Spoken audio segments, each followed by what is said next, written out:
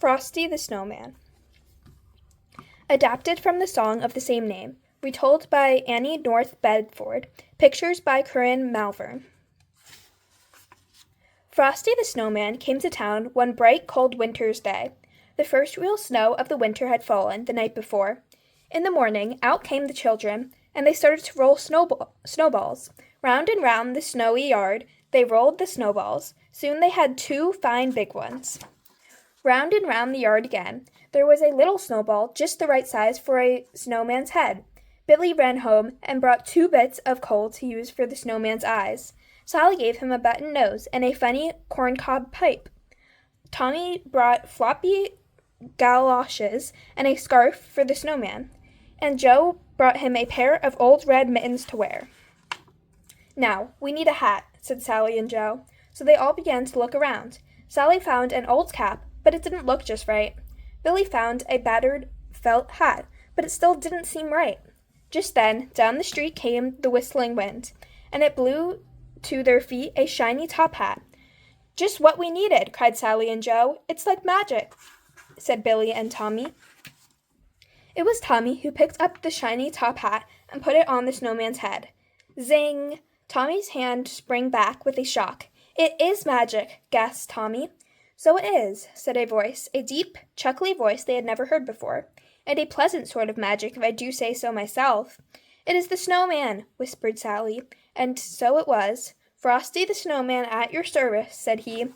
That's how Frosty the Snowman came alive.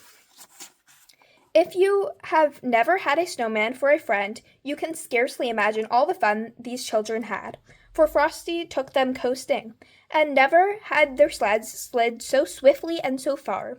Frosty helped them build a snow house, and never had blocks packed so firmly and well.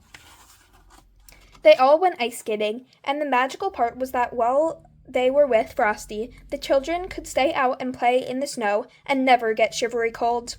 Was it Frosty's warm heart or his magical smile? Whatever it was, they thought it was fine.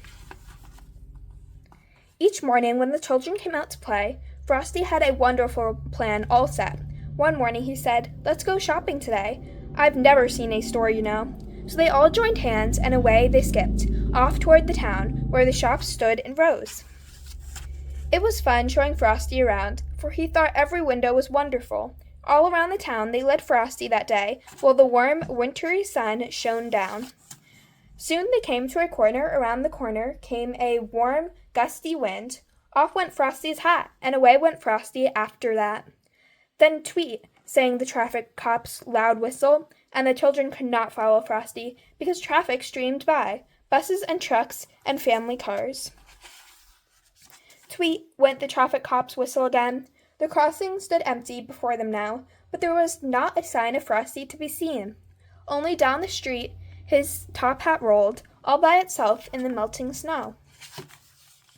"Mr. Policeman," the children cried, "where is Frosty the Snowman gone?"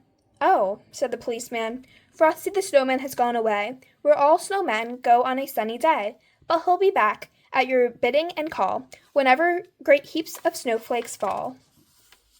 And he will. The end.